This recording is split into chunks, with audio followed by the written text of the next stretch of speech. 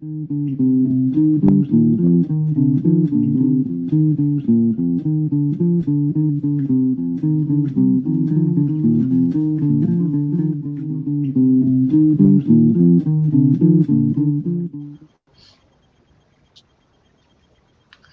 right, we are now live. All right, welcome to the Lost Cryptids Conservatory live show. My guest today is Greg Smith. He's from Michigan. So, what got you started in the subject of Bigfoot, Greg? You know, I watched a show on the Folk Monster, which is the Boggy Creek, which is Leonard Nimoy in search of in '79, and yes. and then it just kind of spiraled from there, and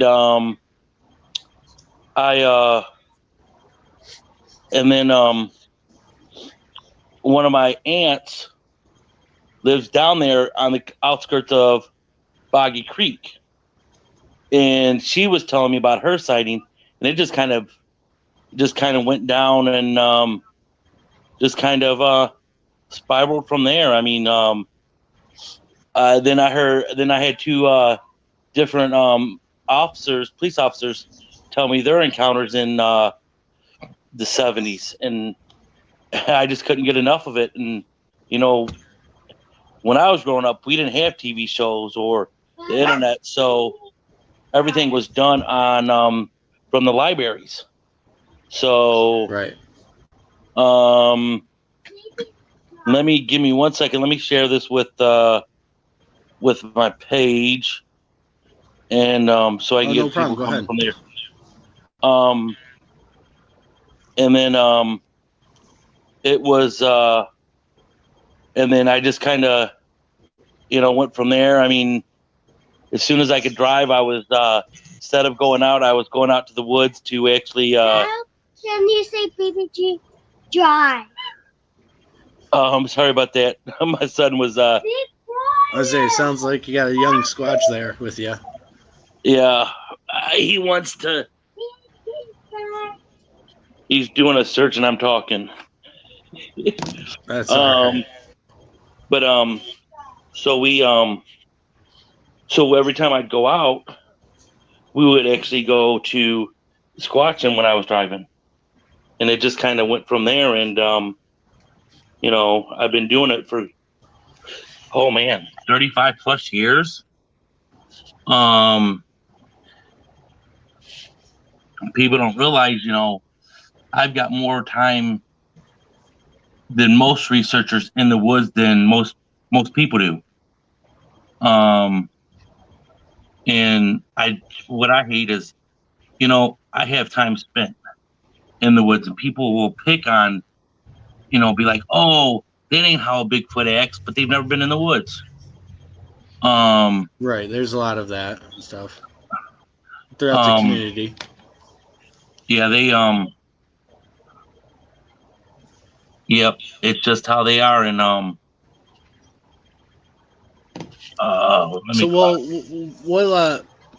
about your first encounter? Did you when you were first in the woods and you first come to the realization of that they are in fact there? There's creatures out there, whatever they are. What was it for you? What was it? Was talking my first encounters. I would say the first realization I had of it is just hearing the stories of honest people is what I realized it was real. My first good, I wouldn't call them good. I mean, I had a lot of, hold on. I had a lot of, smells or sounds I couldn't understand. And the biggest one was, I was actually going to work on third shift in my, when I worked for the Department of Corrections. And I had one running beside my truck that was taller than a Ranger. That was the first full body figure I ever seen of a Bigfoot. Other than that, I just had glimpses, and something flashed by. I don't count those. Right. Something running by and you get a glimpse, but you're not quite sure, or something. Yeah, Not you might have heard it, but it's just not good enough, right? yeah. I I mean, just understand that. I've been there. your eyes playing tricks on you, and um, it just doesn't, you know, you just can't understand. You can't explain it. Um, but yeah, I Right. mean, I've got more sightings as I'm getting older and more calmer, um, and more relaxed around them. And I gotta say this: I'm not picking on anybody in their beliefs, but I have never felt threatened by a Bigfoot. And this all this Hulu of they will kill you and eat you and rape you is bull duke. Um, and I just know that just because of talking to different farmers that actually had them on the farms or having different reports. I mean, hell, I had a bow hunter was out bow hunting one time. He was sitting in this tree stand back in a holler in Kentucky, and he heard something coming. This Bigfoot walks up to his tree stands, reaches up, looks at him and reaches up and takes his finger and hits his foot. And then he takes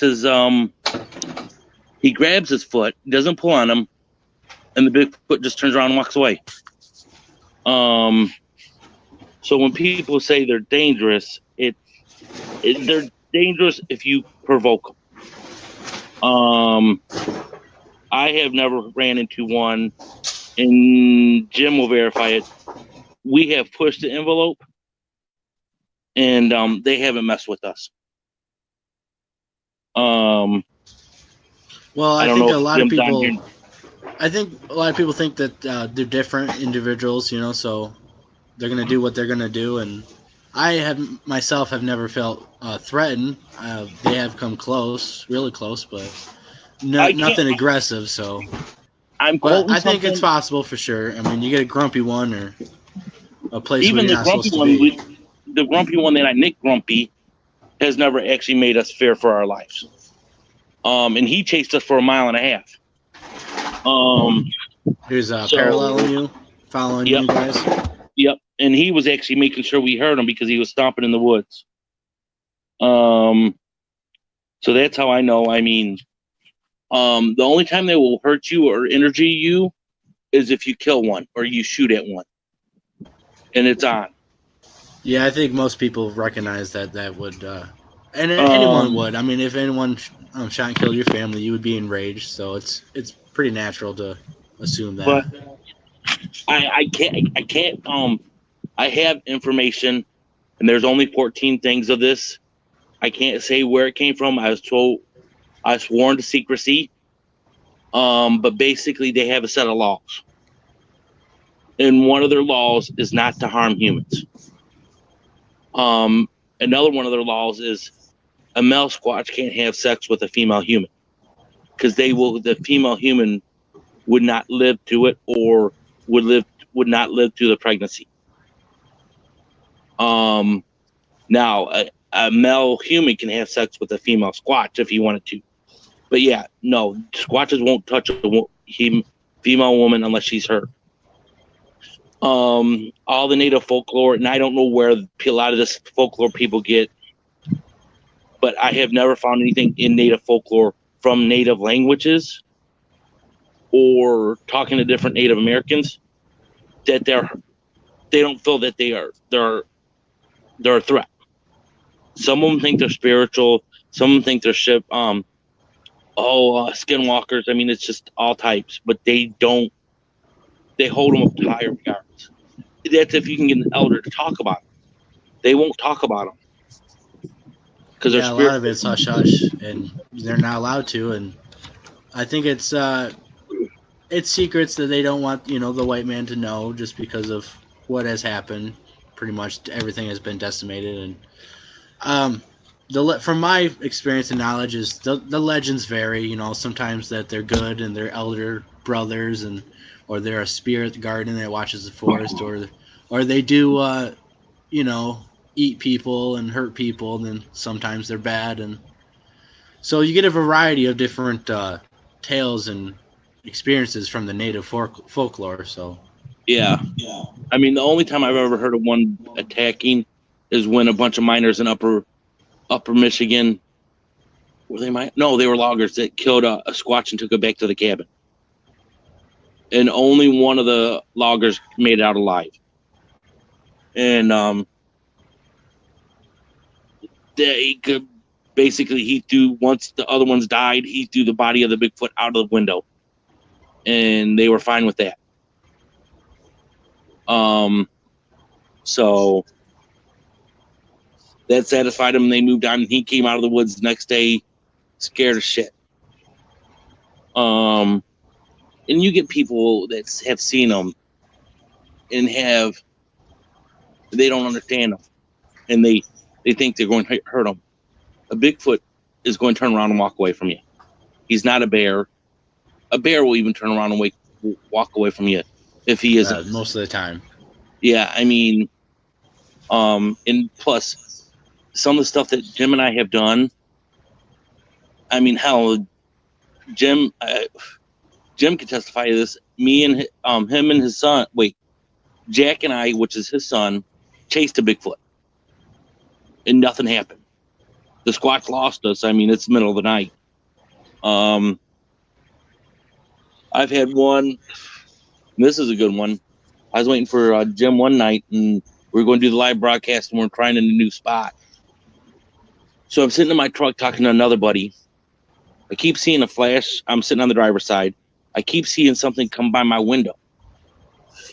It does it 2 times, and the third time I act like I turn my head back forward, but this time I didn't. Here I was inches away from the front of the Bigfoot's face.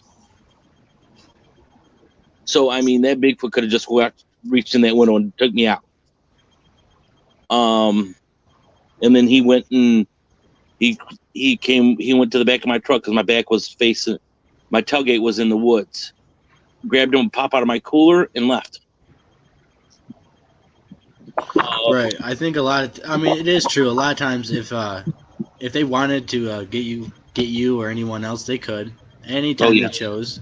I mean, I've been in situations where they could definitely have got me if they choose to, but they don't. I think they're really restrained here in Lower Michigan, and well, you got to remember, in different states, it seems like they act different. They're more aggressive or more. They don't care. But here in Michigan, they're pretty close to us every single day, and I think they learn to just live with us and be patient and wait till we're out of the area, because they don't want the commotion of attacking someone and everyone in search helicopters and everyone's scouring around. They don't want that. So I think they're very patient and will scare you out of the area or just wait until you leave. Yeah, I've actually hunted them in Arkansas, Missouri. Because they are basically everywhere in the continental U.S. Hawaii has some other legends of giants and stuff, but they're not necessarily Sasquatch. No, and they come to find out that they're just folklore. There's really no sightings of them. And up to date, it's just kind of one of those things that even the Native Americans there say it's just regular sighting. I mean, it's just folklore. Because the island is so populated and so many helicopters fly over that place for tourism, there's nothing there. Right. I mean, the stories are, at night you can hear the giants walking through the woods and chanting and talking, and sometimes they're carrying torches. And it's said that if you run into them, you're supposed to actually pee on yourself and do all that. So you disrespect yourself, they walk over you, and so sometimes there's encounters of that, but they're not Sasquatch related. But I mean, are they? It is interesting. I find it. Could it be spirit? And a lot of it is spiritual, because those same giants will drown people. They'll take people and they'll drown them in the ponds, And sometimes, so the people who try to save the people say sometimes they see a giant person, swimming away as the person has been drowned. So, I mean, are they 10 foot tall or are they like 30 foot tall? They're like 10 foot tall. Okay. They look like giant, Polynesian islanders, with clubs and torches and stuff. But they're giants, and they eat people, and they're basically on the island. So they could be on another island and they just come over there because some of those islands haven't never been. It's the legends they have, and so. Well, that's a little off topic. Continuing on some of your encounters here in Michigan. Go ahead. The best. Let me go with a good one, a recent one. When I was camping out this summer, I was at one of the campsites around the area, rustic campground. It was during the week, so there was nobody in the campground. I was talking to my fiance about 3 a.m. and I had it on speakerphone. And earlier in the day when I was talking to her, I was clapping 2 rocks together. So when I was laying at 3 a.m. talking to her on the phone, I heard the squatch. It wasn't a human, because if it was a human, that close to my camp, you could hear this thing walk through the camp, clapping 2 rocks together, and then walk off. At 3 a.m. without a flashlight, that wasn't a human. And where I was camping, it wasn't a regular campsite. It was a campsite, but it was how it was made. It was surrounded by woods, so they actually would have had to come in through the woods. Right. So, and I'm sure you would be able to tell, people going through the woods at night without flashlight. They're going to be tripping on stuff, getting snagged on stuff. Oh yeah, and stepping on sticks. The way I had my car set and I had everything blocked. I mean, this actually had, and I know what path he came up out of, so I knew where he came from. And those squatches can move through the woods like stealth, because it's their living room. I mean, you can walk through your house quiet as a mouse because you know where everything is. Oh yeah. Except when you have kids, then you don't know where the Legos are. Yeah, except for that. Yep. Another one, you can actually go back on my YouTube page. It's the first live broadcast Jim and I ever did. We were out in a place we called Hello Hill. And it got its nickname because the first night we were doing broadcast, the live broadcast, we had a free app. So every 5 minutes we had to reset to the server. So this squat set up on this hill, and I kind of gave it away, but when we were resetting it, it said hello. It was hello. And Jim and I looked at each other. We didn't say a word, and it said it again. And then that's when we both said, "Did you hear that?" And it said a third time. So as soon as it said the third time, I got the camera going back again live, and we started calling out to it because we thought it may have been a hiker or somebody lost in the woods, and they didn't respond. The next couple of days, I went back out to the area. You couldn't have walked in there without a flashlight. It was 3 miles in the woods, and we were sitting on the only path to it. So whatever came up in there, we would have seen it. But yeah, it was just one of those typical Squatch moments. I mean, you never know what's going to happen. I mean, heck, we went. We've had them throw rocks at us. I've had them throw a tree at me one time because I pushed too hard. But I got into sanctuary, and if you go to my Facebook page, the photo on my Facebook page, that's the entrance to sanctuary. Yeah, real quick, your YouTube channel is Wildlife. It's right here, your name, and then your Facebook page is Squatch Hunters Organization. Yeah, Sasquatch Hunters Organization. Yep. Right. So you guys look him up. He has a bunch of his past live streams and expedition he's done on Yep. that. Good stuff. I don't really keep the page updated, just how I am. I got too much stuff going on in real life, so I hardly ever update it. When I do find good evidence, I usually post it, and everybody just so everybody can see what it is. Right.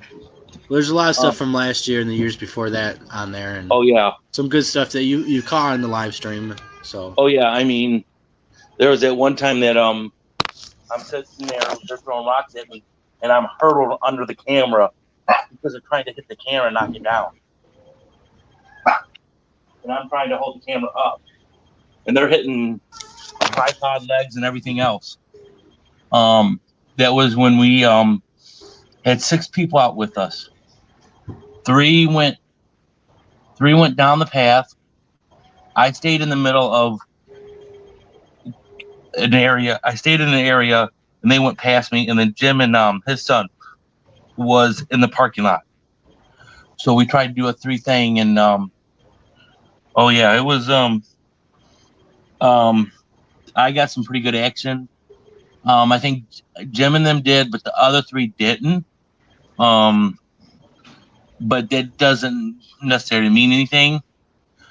I mean, I've seen people come out with us before, and the Bigfoot won't even interact. They'll bypass them and come to me. Especially if you believe that they're going to hurt you. If you have any fear of the Bigfoots, they won't have anything to do with you. Because one of their tests, and this is a good one. I was out. I had a place where I was gifting them bananas and stuff, and I went out by myself one night, and I was talking to my buddy, one of my research buddies, Jeremy, and he heard he was actually working at another store, and they had me surrounded. There's 3 Bigfoots, and they were actually, one was shaking a tree about 4 inches wide. And I called Jeremy. I'm like, Jeremy, is Dave there? And Dave is a sheriff. I can't say what county because I don't want to get in trouble, but he was okay. Like, yeah. I said, well, tell Dave he might have to come rescue me because I'm surrounded by 3 Squatches. And they heard the trees shaking and the screams and the yells at me. Plain as day from the phone because I had it on the intercom. Dave was like, you better get out of there. I was able, they backed off because they were trying to see what I would do. I didn't act scared. I just kind of walked right out. And as soon as I walked right out, and after that, every encounter with them was they never tried to scare me. They were more curious of me. Jim actually showed up the same area one time, and he was early. So I got there and he goes, as soon as they heard my old truck coming down the road, he said he could hear these Squatches running through the woods. And he said that he goes, Greg, I thought it was going to be a horrible night until they heard your truck. Yeah, they build up trust, and they will actually they will interact with you for about an hour, maybe 2 if you're lucky. But usually they got stuff to go do, like they got to go gather, they got to go hunting, yeah, they got their stuff to do too. Basically, what we are is Bigfoot RTV. We're basically, when humans go out to the woods, they just like to watch us. And the best way to have an encounter, go out to the woods. I like state property in Michigan. You can't build fires on it unless you're in a campground in an approved fire pit. We'll go to the campgrounds that are closed for the winter and build a fire. We'll throw food on there, whatever. We'll draw them in, and they'll come in and they'll come in and interact with you. Right. Heck, all my 3 kids have all been squatching with me, and I've never worried about their safety. But that's what you get with the internet is you get these what I call internet Bigfooters that never been in the woods. That they read one little article, they know what they're doing, and no. I mean, mine has been trial and error for so many years. You know, and you know, I know it works. You take a gun out there, you're not going to see a Bigfoot. You have a gun on you, you won't see a Bigfoot guaranteed. Right. It's pretty common knowledge, I'm sure, that they know what guns are. So. Yep. And they have a hard time distinguishing if a cell phone is a gun or not because we have it in our hand, like a gun. Or same with camera. It's anything, anything that we're using. It could be dangerous to them potentially. Yep. So I'm sure they fear everything, anything in our hands that we hold up to our faces. That Yep. That they fear us, and I think they stay away and they observe us from a safe distance. And it seems like they know how to stay just out of sight of the camera distance from being sighted and filmed. I mean, it's pretty weird stuff. I'm not sure how to. Hold on one second. I got to answer Steve. Steve asked a question. Steve. Oh yeah, I was gonna say. It was Crane, Missouri. Sorry about that. I didn't know you could actually read. Here's another one. Do you do howls, whoops, or screams during your research, Greg? You know what? I'm one of the oddball Bigfooters. I don't know how to do a Bigfoot scream. Now my I thought everyone knows how to do that. My 7-year-old son does them perfect. Jim and his son, I think Jack, his son, actually has a better call than Jim does. And hopefully Jim's listening. This is Jim Silsby. Am I saying it right? Yes. He's another Bigfoot researcher here in Michigan. You guys usually collaborate, go out together, and. Yep. Yeah, that's yeah, but sometimes we'll do the knock, sometimes we don't. I broke my knock stick, so I usually, if I pick up something, I pick up a stick, and it usually breaks in my hand when I hit the tree. And you do you get responses from wood knocks that you do? You know what? Sometimes we do, sometimes we don't. It just varies. I mean, and same thing with the howls, I'm guessing, or when you guys do the howls down in this area, and I don't know if you've noticed, you get them very, very minimum if you get them at all. Yeah. Just because all the people that live in the areas. I was actually up north with another researcher. We were out doing we were invited up to the Mayo Bigfoot conference, and so we had time to kill. So we went out the night before the conference, and he took me to some of this researcher took me to some of his other places, and he was like, "Greg, do a Bigfoot call." I told him, "No, I can't." So we're in the middle of this field, and he does a Bigfoot call, and he gets a squash call back. Wow. This researcher turned around and ran out of the woods. I mean, the car was only 100 feet away. I mean, and I was yelling at him. I'm like, that's what you're there for, You should be ready, trying to film or get on camera. Yeah. There's but yeah, I mean, but this guy, I can understand why he does it. And I'm not going to say his name because he is a good researcher. No, it is frightening. I mean, it is. You do get an adrenaline rush, and it is scary, and your heart does race. I mean, even something small like wood knocks. I mean, especially at night, you get worked up. So I can understand that. I mean, the best analogy I can think of is when the sandhill cranes started to come back in the area. Is we never heard them. I mean, growing up in Michigan, you never seen a sandhill crane. Right. But now they're repopulating, and you see them everywhere. We were out in the middle of a recreational area, and we were actually doing a tape broadcast. And we had one sandhill crane come in at right after dark. And when it was flying, it was making horrendous noise. And, you know, your adrenaline gets pumping and you're ready to fight. I mean, I hopped out of my chair ready for whatever to come kill us. Right. And then all of a sudden you notice it's a crane.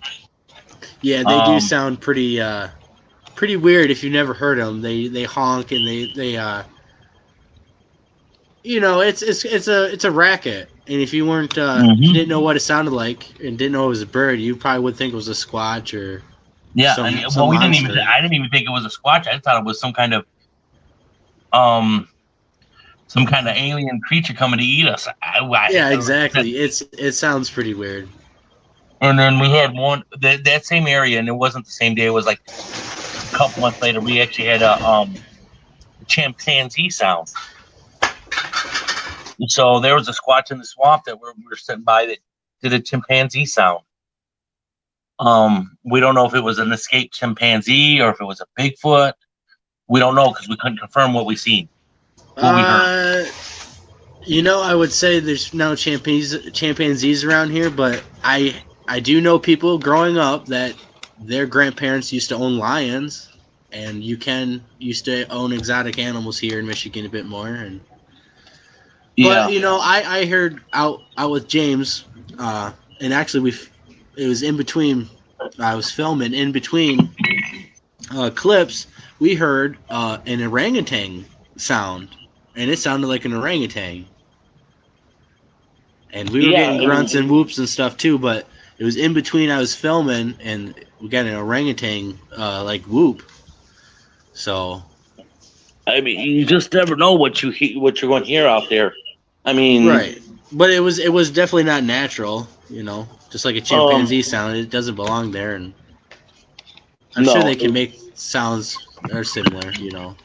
Oh yeah, I mean, when you hear those sounds, you don't know where they're coming from, and oh yeah, like I said, I mean, we never really say. I mean, we don't know what it is. We just say we don't know what it is. I mean, because that's where and we never go back and look and see. Oh yeah, that's what it sounded like. The only ones we do is the screech owls, and it was funny. I took out Jeremy and two of his cousins. His cousins had never been squatching. We tried a new area, and this is the house. This squatch, the sound came from the swamp, and this squatch was trying to make an owl call, but he was coughing every time he did it, or he couldn't do it totally. And I mean, I was just rolling laughing. The other three guys were like, "What?" And then all of a sudden, you hear a mule call, a mule, and right. They looked at me. Where's the mule at, Greg? I said, "There's no mules." I said, "This is not on state property. There's no livestock." And it sounds like they're mimicking stuff, and it's obvious stuff they've heard before somewhere and have learned. So I've heard owls try and be mimic, and it didn't do the full sequence of the owl it was trying to mimic, and it sounded like a 500-pound owl when they did it. Jim Sousby is a real good sound guy. He really will. He really gets into the sounds and the animal sounds.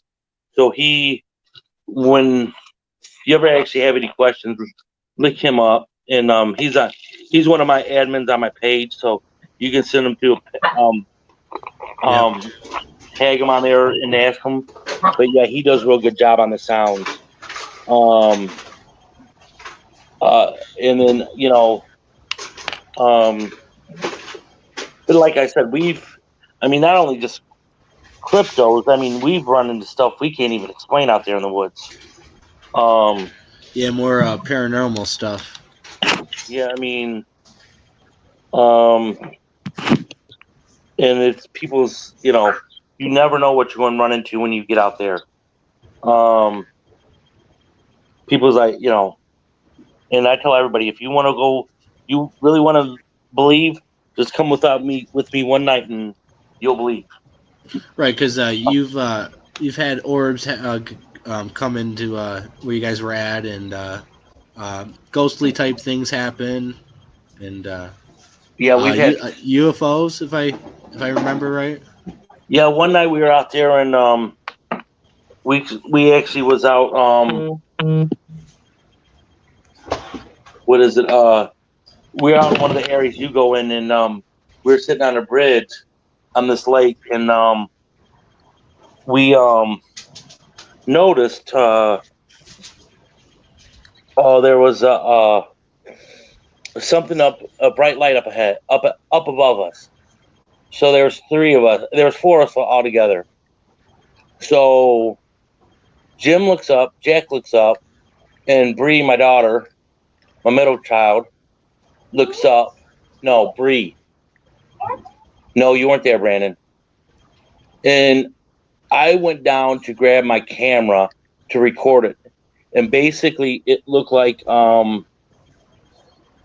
it swirled. It basically looked like it opened a portal and jumped. And it disappeared. Because it actually twisted around like it was going into a portal. But come to find out, it could have been a spy satellite that was actually turning.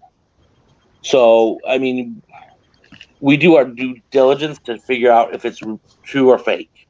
You know, we always go and try to find out, okay, what caused this? Right, and any researcher should. You should try to be debunking most of the stuff you try to get before claiming, you know, Sasquatch did this, Sasquatch did that. But yeah, you know, everybody, you know, it's funny because nobody will actually say, well, it was this. No, kind of look at it. I mean, I've seen them do some crazy stuff, and I've seen them do some stupid stuff, and you can't explain a lot of it.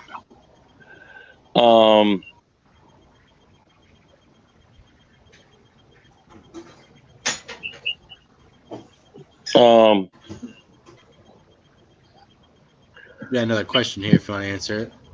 Okay, let me get over there. Have they ever gifted you back? And if so, what did they gift? I have never been gifted back. Actually, I take that back. Yes, they gave me a walking stick. They did give me a walking stick.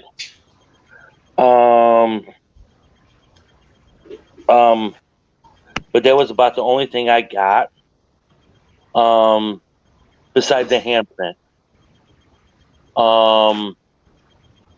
In one of my gifting spots, I had a glow stick, and they actually took the glow stick, drunk the juice out of the glow stick, and hung it on a small little tree that was about 3 inches high, and they actually put the limb through the hole of the glow stick.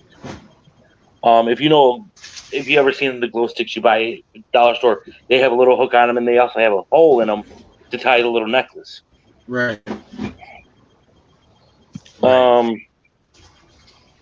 And then what else was there? Yeah, but other than that, I mean, only a walking stick. I mean, do you use it often? The walking stick? Yeah. No, I actually gifted it back to him in another gifting area, and it never came back. Yeah. Right.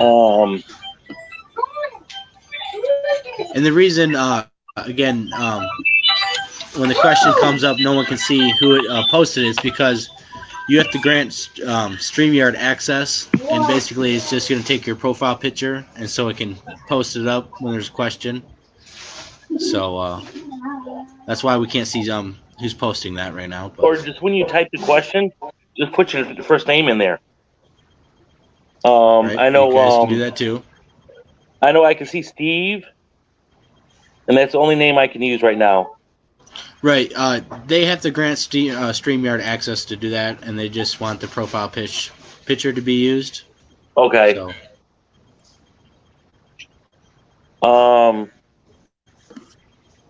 So what do you have planned for this year? You know, 2020 is it's a big year. A lot of people are doing a lot of things. I have a good feeling about this year. A lot of good evidence hopefully is going to come out through all the community. Do you have any plans? Any goals or anything this year? Actually, I think I'm gonna do a little bit more research up north, up in the Alpena area.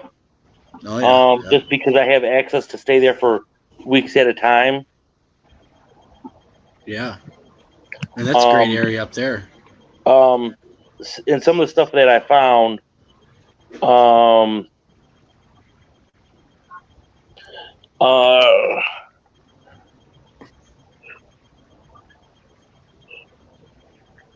was reading the chat. Sorry. No, you're fine. You're fine. Some of the stuff that I actually have a person checking the area regularly. They actually found a Bigfoot nest. I'm not going to say it was a nest. It was some kind of nest. Basically, they had made a hole. They piled up brush. They made a hole into it, and then in the center of the hole of the nest, they actually dug down in the middle so they'd have more room. Somebody went back there and destroyed the nest, so I never continued. But it has some pretty good signs. There's squatches in there. I just don't know how many. Because I try to get up there once a month, but like right now, you can't see anything because it's 24 inches of snow on the ground. I was gonna say it's gonna be pretty hard to get up there in the first place, and that's why it's such a great habitat for them because no one's out in that deep woods unless you're prepared and hiking and trekking long ways away. And yep. Well, the area I go in is actually pretty easy to get to, but it's just the snow right now is just terrible. I know we were up in this one area where I used to go salmon fishing when I was a kid on the river, and I just went back for nostalgia time. And I don't know what was paralleling us, but it wasn't a squatch. It was kind of my chow. She alerted to it, and I could hear it. I don't know if it was a cat or a bear, but it was pretty interesting though. I mean, because down here we don't have those predators. I mean, you'll run into we're not supposed to, anyways. Well, there is a cougar or panther out in the one area, Waterloo area, they say. There's sightings of panthers in a few places down here. Some black bear sightings, but yeah, Brandon and my son, we ran into that cougar out in Waterloo. I suggest if you are not an expert woodsman, don't go to that area.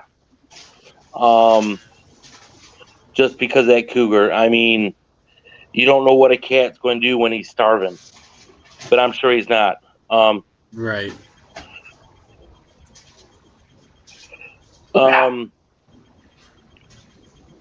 Yeah, there's we're not supposed to have black bears, cougars. Hold on. Chad asked this question. Chad, it was actually 4 different women that destroyed the nest. They thought a homeless person was living in it. Is why the nest got destroyed. It was actually humans. Right, I've heard that before too. Several places where people think a homeless person's living in that spot, and it's a Sasquatch. Yep.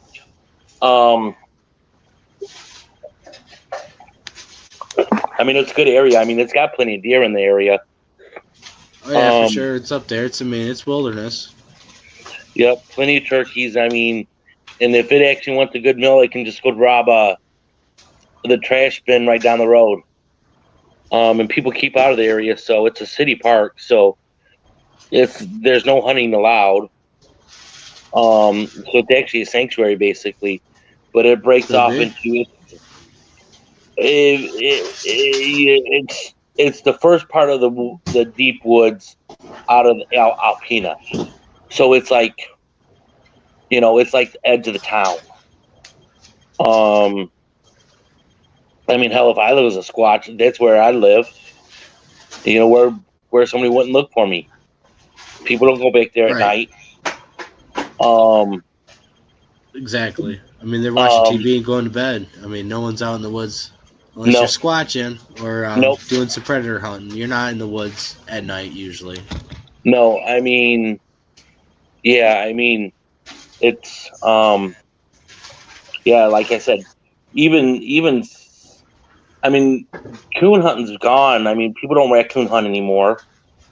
Um, Good example of them throwing their voices, and this is hilarious. My son and my fiance heard they were out there camping in the spot where I had the rock ladder, and they heard this coon dog coming down the road. And there's a prison in the area, and they thought they were searching for an inmate. Well, this dog never got close, and so they kind of just chucked it up. Well, the next night I took off, and I was out there with them, and you could hear these 3 coon dogs, and the coon season wasn't in, and you could hear them.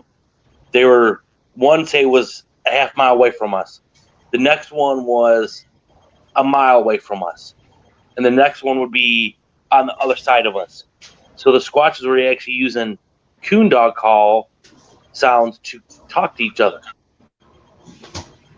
And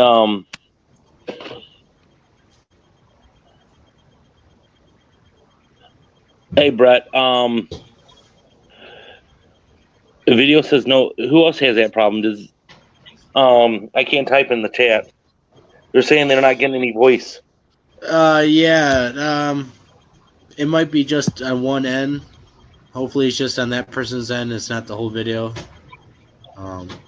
This is going to get re-uploaded onto my YouTube, and then I'll post it out onto the pages too. So, hopefully, I'll have the no distortion or anything. So, at least that video would be good. Yeah. But it's they do some crazy stuff sometimes. I mean, they can mimic. They've actually mimicked my buddy Jeremy's voice. Yeah, I've heard that they can get really. Well, I've had experiences them mimicking stuff, and out west is where you usually hear them call people's names. They'll they'll call it, and it'll sound like a kid's mom or a person's dad or something. It'll sound like that person who's calling them. Yep. But it's not them. Yeah. We had one day, and it was actually the first time I met Jim, matter of fact, and he came out with another group, and then Jeremy and I was refilling our gifting station, and my gifting stations, I worked at a grocery store, convenience store, so I would just bring out expired granola bars, bananas, stuff we got free. Right. So we're setting up this gifting. We're refilling the stuff and pulling out the old stuff and looking at the evidence. And Jeremy's working on one little area, and I'm working at another little area. And I hear Jeremy say, "Greg." And I go, "Yeah, Jeremy." He goes, "I didn't call you." So I go back to doing it, and it does it 3 more times. And I'm like, "Jeremy, quit messing with me. I'm cussing this poor guy out." And he's like, "Greg, I swear I didn't do it." So we yelled down to the group, and I was like, "Were you guys calling us?" And they were like, "No." So we got done stocking, and we went, and we were waiting for dark because it was still daylight. And the Squatches, this is actually the night that there was a total of 6 of us, counting me. Jim and Jeremy went one way, and the 3 other people, just to clarify it, the 3 other idiots went the other way. The 3 idiots didn't get any actions. They, Jeremy and Jim I don't know if they seen 2 or 3 Squatches, but I had them coming towards me. I mean, I had them on a dead run. You could see them, the Squatches coming through the brush on me. And, yeah, they stopped, and right before they got to the road where I was standing, so Jeremy and Jim called me on the radio to come to them, and I said, "Okay, I'm gonna try to push these Squatches towards you guys."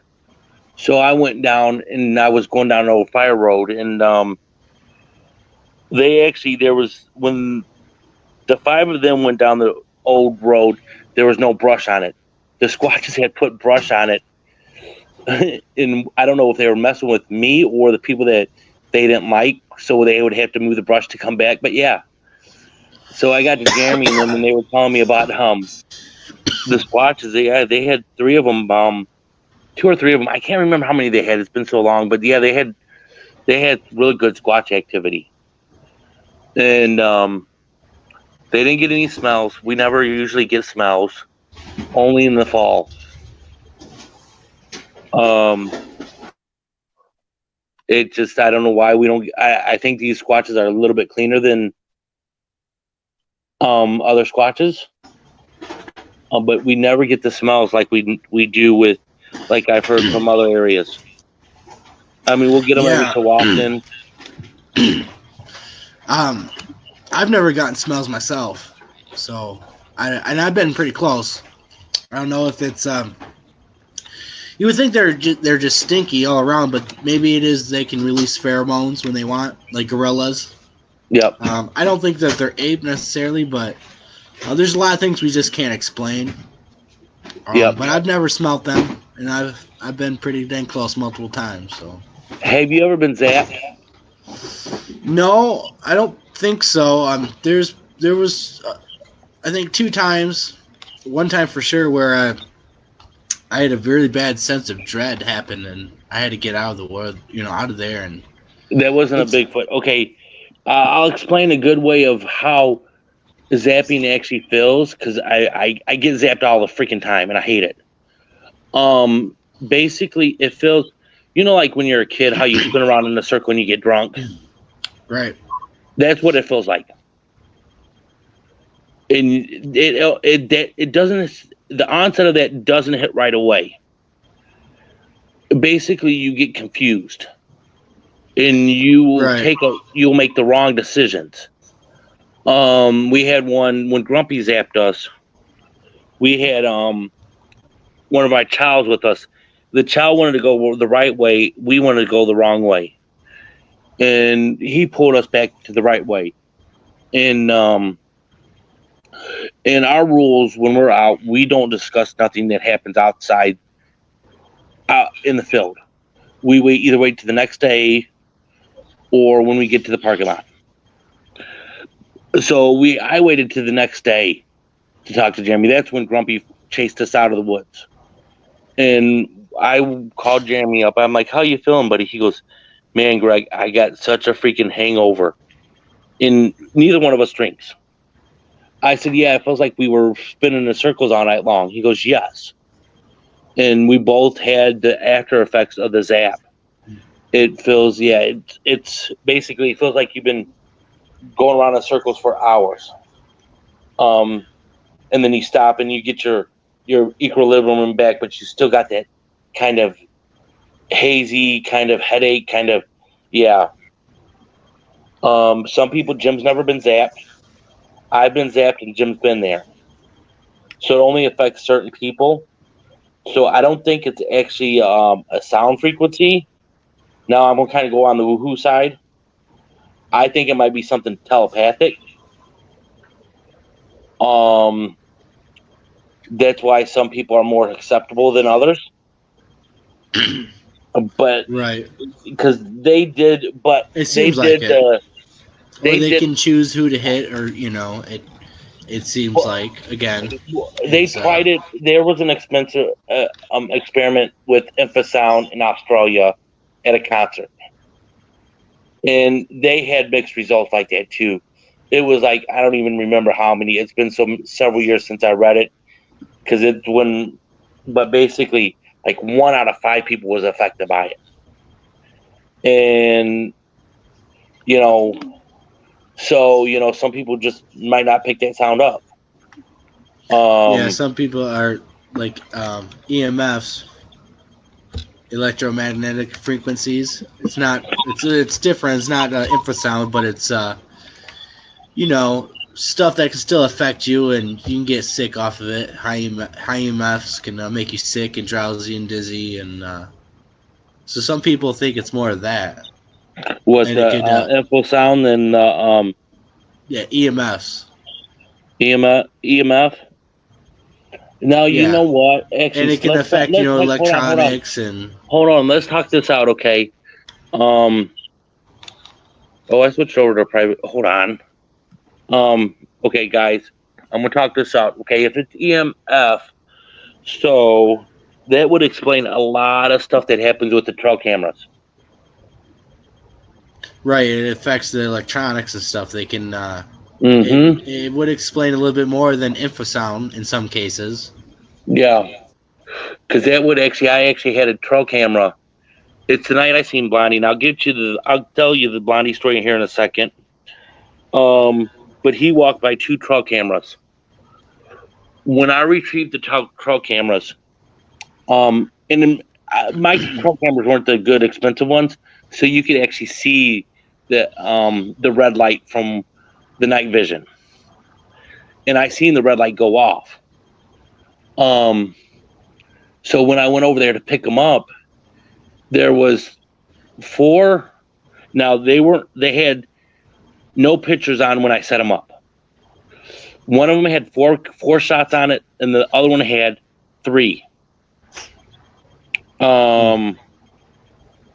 So when I got them back to the laptop at the house, they had neither one of them had anything on them. The media file was created. The DCMI file was created. Everything was created, and they just didn't. I don't know what happened to the files. The footage was not on there. Yeah, that is weird. And actually, I've talked to another researcher. I can't say his name because I don't have permission to. But he's not into the public eye like me or Jim. He kind of he's a good researcher. He just kind of doesn't get out in the public eye. He sits back and nothing wrong with that. And he's headed up in his area.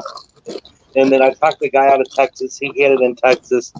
And God forgive me, I don't like not saying this, but the Finding Bigfoot episode where they put the meat out and they put the trail cameras out, and supposedly all the trail cameras misfunctioned.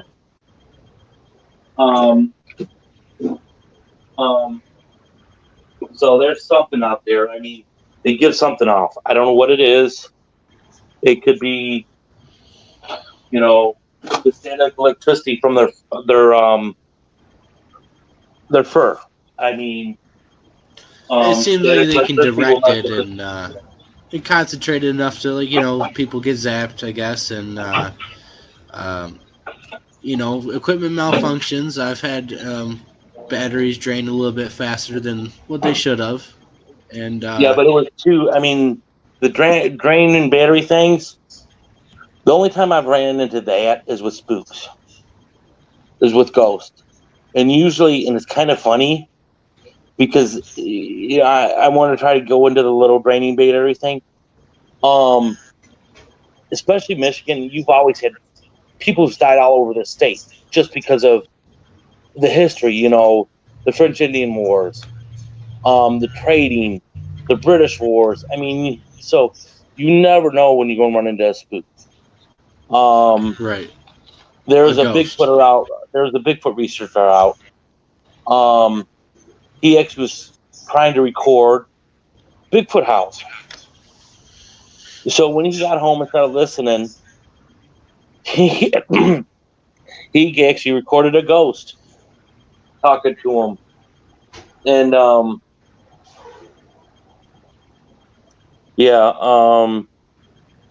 so I mean that's where you would get your battery drained. Yeah, I mean there's a lot of things out in the woods than just Bigfoot, obviously, and and plus, we don't know how all affects. And again, people get like mind speak, right? And some people swear it's Bigfoot, but it could be other things. Let's not go to the mind speak thing because I have I will piss off a lot of people if I talk about that one. No, that's fine. Like I'm saying, people say they get mind spoken to. It's Bigfoot. Yeah.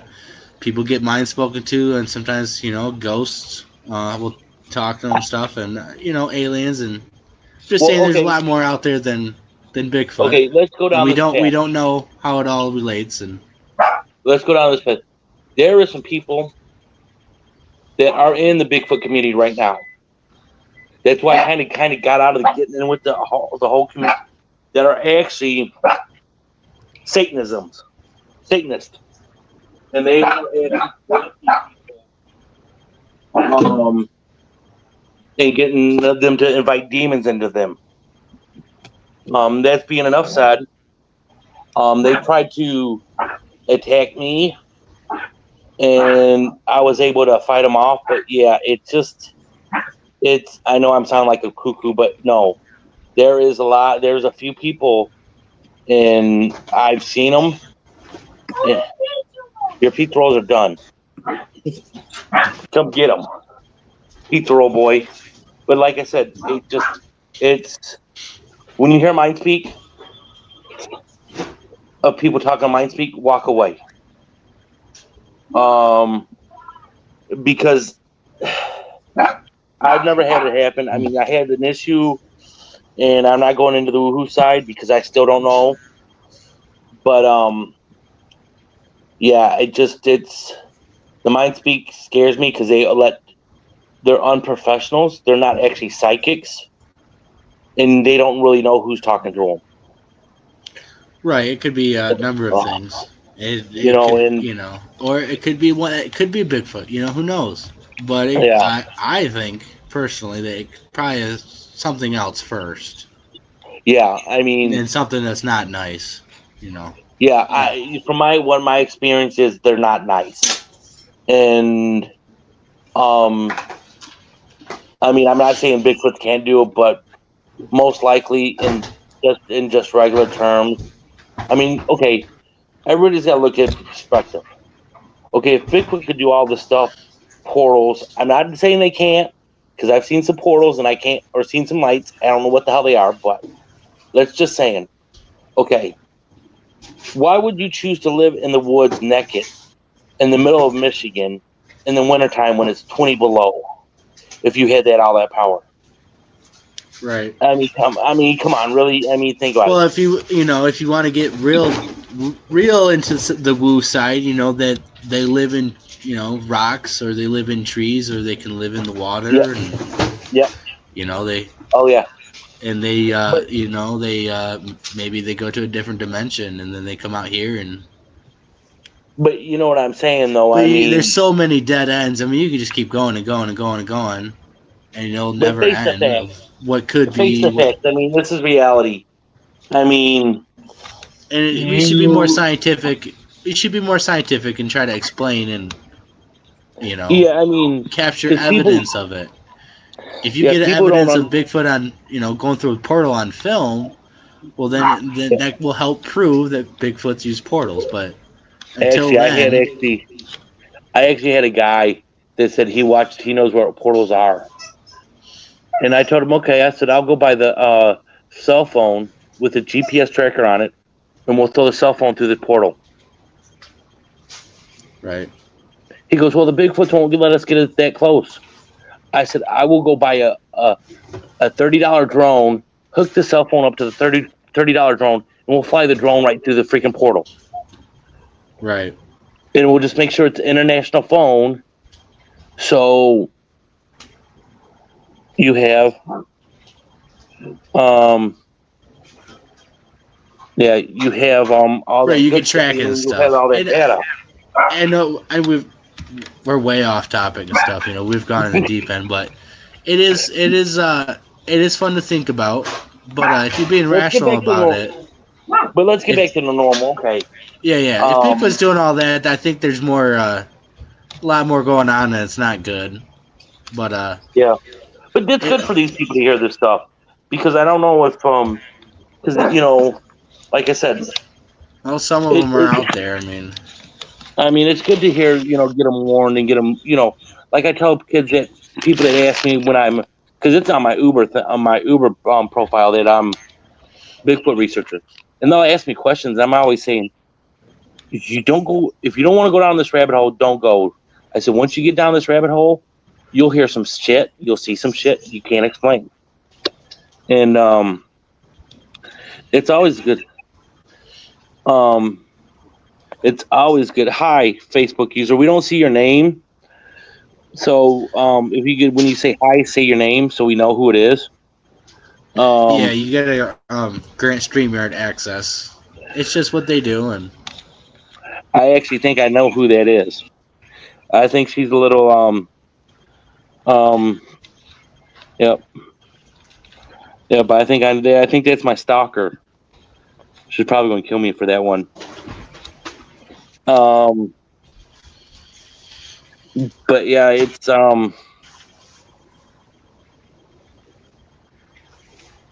why down the rabbit hole. It's an interesting subject, and yeah, if you do the diligence and do research and actually go out in the woods and actually try, Yep. You may get lucky and actually start having encounters, and it will change your whole world of going out in the woods. You won't think the same of it. If you were at peace in the woods, you might lose that peace, and you might never feel easy about going in the woods alone again. I mean, that bow hunter that I was telling you about earlier that had the Squatch touch his foot, he refuses to go in the woods anymore. And I mean, this is a guy from eastern Kentucky, big burly guy, He goes, I won't go in the woods. He actually sat in the woods, and let me finish the story. For 4 hours until his buddies came and found him and got him on the four-wheeler and drove him out. He was that scared. And these guys in eastern Kentucky, they could be a Bigfoot. But no, he would not leave his tree stand. And, granted, he's 3 miles from the deep holler of a wood. And the hollers are, if you guys don't know what they are, is basically a valley that doesn't have an exit. So basically it's surrounded by 3 sides with trees. I mean, trees with mountains. Right, there's only one way to get down in there, and then all the other sides are rock ledges or ridges. Yep. And they can go back for miles, or they can go back, a block. They just don't. I mean, and I've been up them where if my family wasn't from Eastern Kentucky, I'd have never came out alive. I mean, we actually. Well, it is dangerous being out in the woods. You have to be prepared, and you should try to know the area as best you can, and don't do dangerous, dumb stuff. Oh yeah. Because you can get lost, or you can get hurt, and then you're stuck out there till you get help or you make it out yourself. But yeah, I mean, let's get back to the sightings, okay? That's what these people want to hear about. They don't want to hear us talking about our theories and stuff. Let me think of another good one. Well, we're discussing whatever comes to mind, and I think a lot of people like hearing different things. And yeah. But yeah, you're right. Let's get back to encounters and.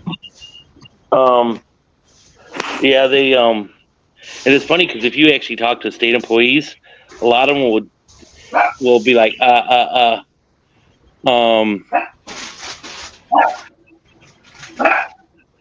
Yep. Here's a good one. One of the state employees I know, he works at one of the state parks, and he was. I showed him the TP, not the TP structure, the teeter-totter structure that I have up on my Facebook page. Basically, it's a 100-foot tall tree that was made into a teeter-totter. Teddy. So basically, now you can't go out there because over the years, gravity had sunk it in between the two V trees, so it doesn't move as like it did. Well, him and his boss was out there, and he told his boss, he says, "Here, look at this and explain this."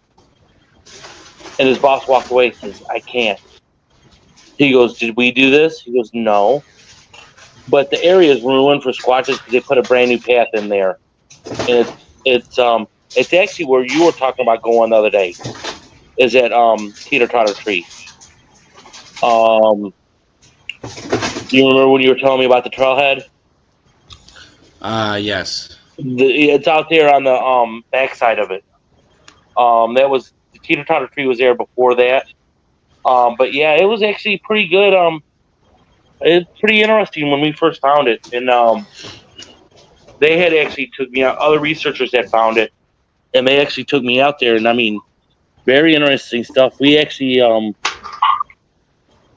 took aerial photos of the area. They're up on my Facebook page. Yes, Tina, I see ya.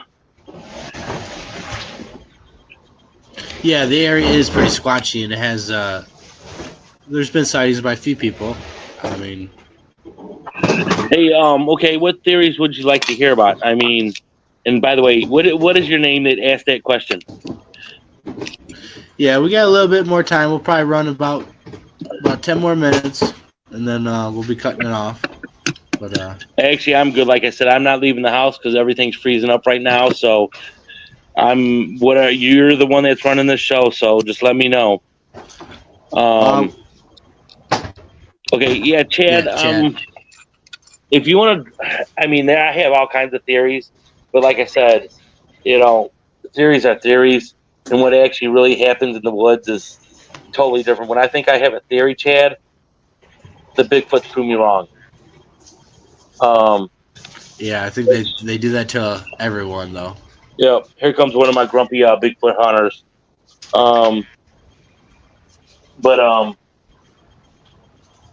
What breed?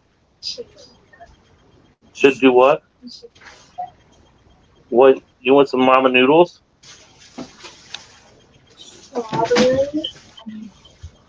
Yeah, I got the disappearing teenage girls. So It's all good. It's all good. actually my chat keeps disappearing. I don't know about yours. What about migration? I think you know what? That's probably a theory. from Chad again. Okay, Chad, the migration that's a good question. I'm still trying to figure that one out. I think they actually go not north to south like most animals. I think they go to east to west. Just for the fact that what I've experienced here in Michigan, and I don't know what it is. I believe they go east and west, just because.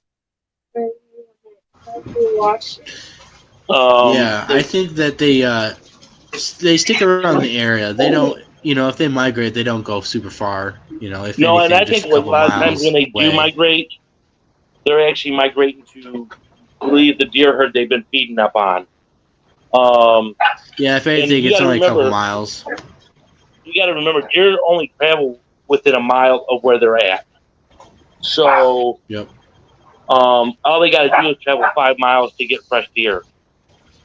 And they can easily do that each and every night if they wanted to. I mean, they could probably go 20 miles a night if they wanted to. Yeah, I mean, they're not going, and here's a good one, and I don't know if anybody's ever noticed this, but a good thing that Squatches have started to do, and I don't know how long they've been doing it, they could be doing it for 20 years now, is they will actually chase deer onto the road and get them killed by a vehicle.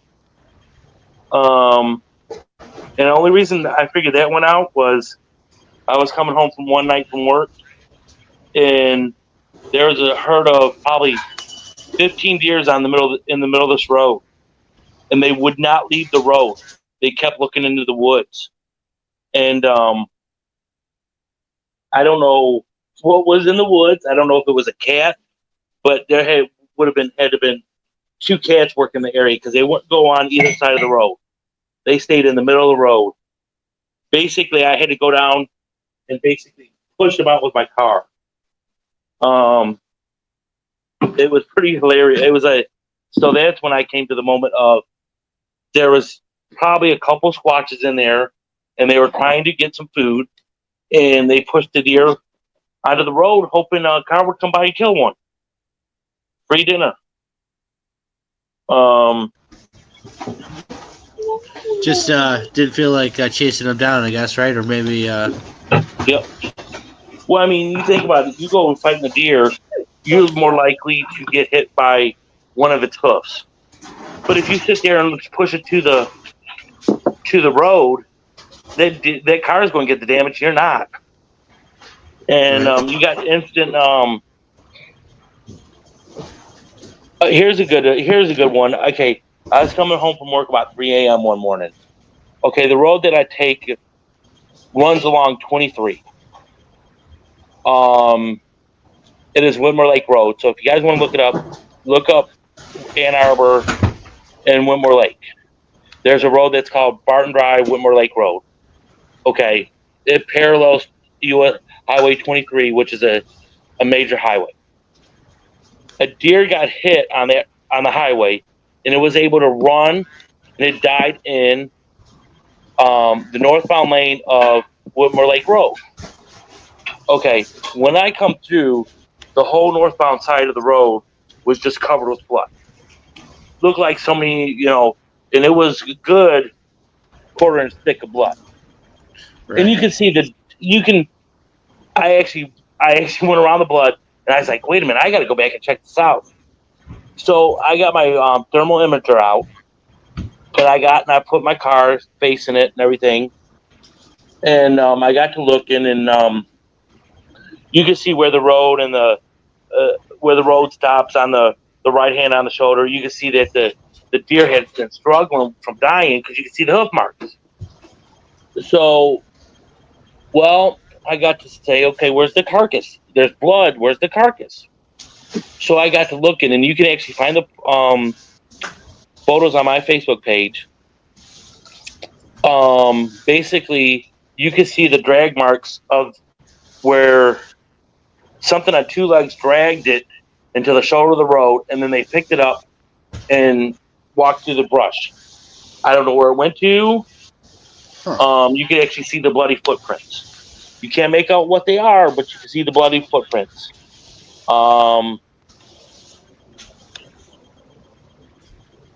That is interesting. And I don't know if it was, like I said, I don't know if it was a dog man, a Bigfoot, but it was. And I'm sorry, but if it's a hillbilly, I mean, if it's some farmer picking, if it would have been anybody, they wouldn't have picked it up and took it into the woods. They would have just rolled it. They would have just drug it onto the shoulder. This was not placed into the back of a pickup because they would have left the pickup in the middle of the road and then threw it in so you just had the drips of blood from the pickup. No, this was actually dragged to the shoulder of the road into the grass, and then they picked it up and went down a little drop off and kept going. And who was it that's close to there? What? Sorry, what was that? I'm trying to see who's 15. Chad. Yeah, it's Chad. I would suggest not to go into that area. And I don't even go Bigfooting in that area. It just Whitmore Lake Road. It used to be Old 23. I know this is kind of off of the topic. I actually was on one of the roads right there by Northfield Church, and I stopped to, the man's duty was calling, so I had to use the van. So it was a dirt road. So what do? You stop in the middle of the dirt road and relieve yourself. You mark your territory. Well, as I'm marking my territory, there's this black figure. It wasn't a Bigfoot. It looked like an evil old woman standing behind a tree watching. I finished my business. I got back in my car and I looked again. She was still standing there. And that area, it's such an old area of travel. You don't know what you're going to run into. I won't go. We went squatching at one of the parks right there.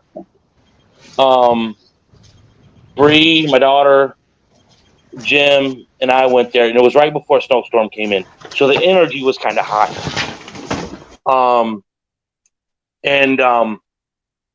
They kept seeing orbs. Ghost Park. No. Do you remember when I vanished in the whirlwind? No. Yes, you do. No, I don't think so. No, you were, because we were living in Whitmore Lake then. Basically, We walked around this trail. We were trying to see if there's Bigfoots in there. They kept seeing orbs. And then when we got back to my truck, we seen a black figure. So on the path. So when I said, well, there's snow on the ground. Let me walk down there and see if I see it. Well, they watched me disappear on this path in a vortex. And when I got the cold chills like you would like when a ghost is around, or we were all dressed up for winter, so I mean I was ready for cold weather, so it wasn't like I got a cold chill from being cold. So I walked through it, and they started yelling at me, "Where are you, Greg? We don't see you." And I said, "I'm right here." I don't know.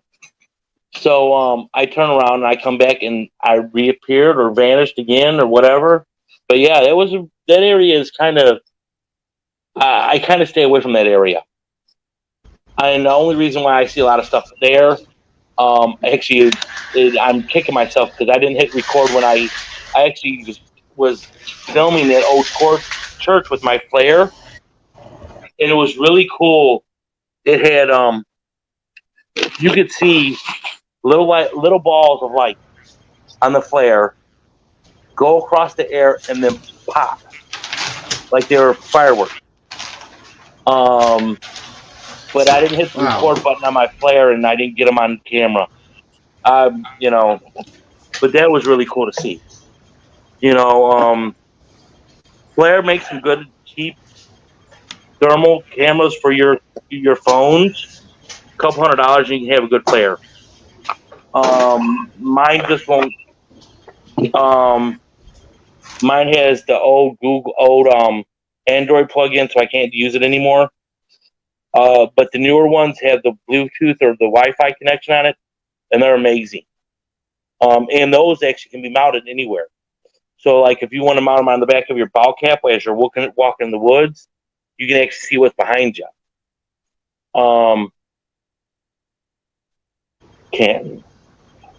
Right, those are pretty sweet and definitely help in research. I definitely am looking into one. So, is there any last things you want to say before we get off? Where can people reach you at? Actually, if you want to, you can hit me up on my Sasquatch Hunter organization page. I'm Greg Smith on there, so you can actually find me there. I usually comment or post something. Yep. I do want to shout out to, if you guys get a chance, look up Bob Dangle. He has a book for sale, Living with Sasquatch for 50 Years. Anytime you hear of him doing any part of any kind of Bigfoot talk or lecture, go to it. It's always good, always entertaining. I don't know if you've ever been to one. I have. He's really great. He knows his stuff for sure. Yep. He's actually, and he doesn't do it the only reason why he does it is to prove to his kids there's actually a real Bigfoot. He's not out there for anything. That's the only thing. He says once he gets a good photo of a Bigfoot, he's done. But he's a good one if you actually have any questions about a different kind of sighting, or if he's had, because I'll ask him, because he takes all the reports. Yeah. And he's a good one to ask. You got to build his trust up, but he will say he keeps records of all the Bigfoot sightings. And so just if you get a sighting, say, hey, I usually call him up, hey Bob, where's this site? Have you had a sighting of a dogman here or a Bigfoot here? And he'll be like, hold on. He'll be like, no, Greg, I haven't. And that's a good way to find out if there's actually any Bigfoots around. Your Canton Bigfoots, I'm trying to think. They probably go out towards Cherry Hill or Ann Arbor. Because I seen he said his Canton Bigfoots go out of the area. Right. They probably head west. I don't see them going east. Yeah, there's actually a sightings, 2 sightings, 3 miles west of there. So, I don't know. Might want to look up. What's Christopher's last name? If you actually get on my Facebook and see my friends list, there's a kid named Christopher. Christian. I'm sorry, Christian. He actually does research out in the Livonia area, and he kind of knows. And he actually is a pretty good guy. And I'm trying to remember what his page is. But if you see Christian on my page, I go through Facebook and look for him. But I can't remember what his last name is. But he's on my friends list, and he's also on my Facebook page. right. He does more of the area down that way. But yeah, so he could probably help you. I know he's had some reports out of Canton. I don't know what he's had. But okay, let's get off here because you're burning your minute. All right. Well, thank you everyone for watching the live show. I hope you guys all enjoyed. Stay tuned for the next live show. Hopefully next Saturday. I still I got some scheduling issues I have to take care of, so either hopefully get someone on next week or the week after. But we have all of February booked, so we have no problems there. So hopefully you guys enjoy the content, and you'll be hearing from me soon. I'll be posting some videos of research I went out and did last couple days. So Hey, hey, you should actually. I think you ought to get Bob on here. Oh yeah. Bob or trying to think of another good host that would actually do it, or hit up Jim. Yeah. We'll talk here in here in a second, actually, because I got a few questions. Okay. But so I hope everyone enjoyed. Everyone have a good night, and thank you for tuning in. Please subscribe to my YouTube channel, The Lost Cryptids Conservatory, and thank you for everyone who's been supporting me. All right.